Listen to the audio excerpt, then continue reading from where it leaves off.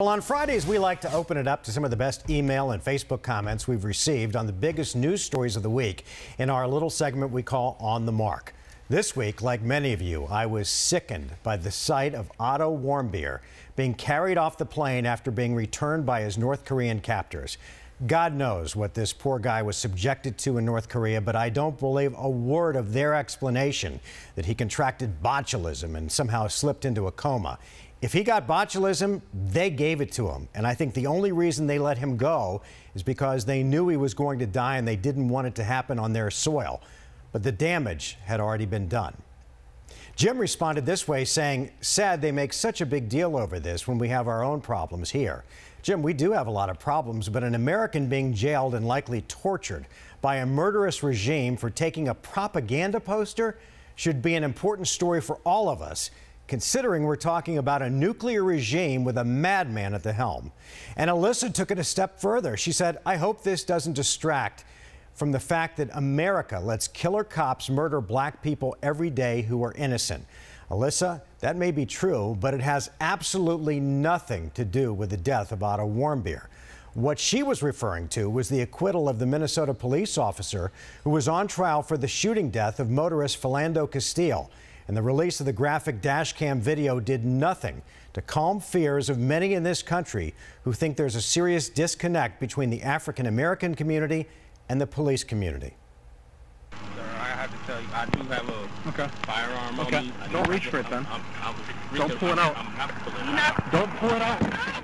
The shooting death of Philando Castile happened last July during a traffic stop. Officer Geronimo Yanez can be heard on video saying, "Don't reach for it, don't pull it out," after he tells the officer that he has a gun and a permit for it. Yanez emptied his clip. He fired 7 shots into that car because he believed that Castile was reaching for his gun.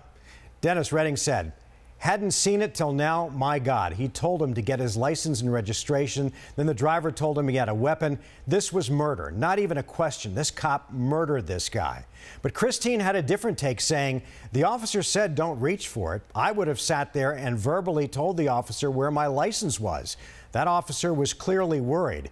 Too many times officers trust, and it goes badly for them." In the end, was this a nervous cop too quick to pull the trigger after he heard the word gun? Or a police officer who followed his training against a driver who ignored his commands? Or just plain, simple incompetence? We'll likely never know. And just today, we learned that the Democratic Party in Nebraska ousted one of its officials after he was caught on tape saying that he wishes the Republican Congressman Steve Scalise had been killed in last week's shooting in Alexandria.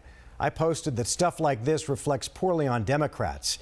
Ed had a great point saying, "The biggest obstacle to good governance is the presence of political parties, self-serving cliques who put their narrow partisan agendas before the country's best interest." George Washington, in his farewell address, warned of the inherent dangers of political parties and other factions of this kind. George was right.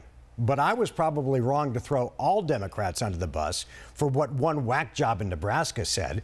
Bruce was quick to point that out, saying, "No, it reflects poorly on the dumbass who said it. Don't lump us all together." And from Bob Schulman, "Really, Mark? You paint with a real broad brush. Should I equate all Republicans with Ted Nugent? How about you as a newsman on the same level with Hannity?" Ouch. Bob, that is hitting below the belt. I will agree with you, and in fact, I posted a link about Ted Nugent, who in fact did threaten President Obama. So in the end, as we've said many times before, there's more than enough stupidity to go around. And maybe if we didn't wall ourselves off in our little partisan castles, we could cut down on the hate and politicians could get more done. As always, thank you for all of your comments, good and bad. We read them all.